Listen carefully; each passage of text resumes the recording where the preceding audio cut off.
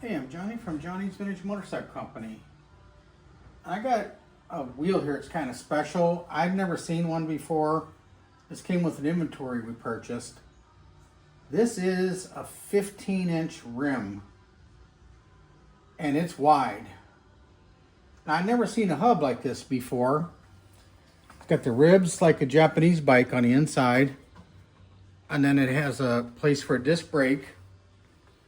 And then on this side, it has the sprocket, which is held on with 6 bolts. I think it's 6. Looks like it's a 530 chain. I'm guessing 530, might be 520. I'm guessing 530. So anyway, we're going to spin it, show you how it runs. Keep in mind the weld of the rim is right here. Okay, so here you go. It's pretty good. I think we're off a little bit at the weld, and that kind of happened on these older wheels like this. So spokes are decent, sprocket's decent. I don't know who the maker of the sprocket is for sure.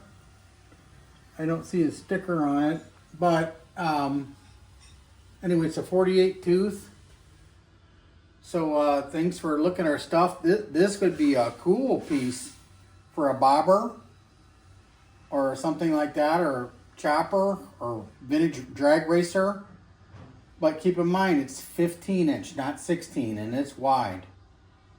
I don't know the maker of the rim for sure. If you come over here, you can see a little bit of rust on it.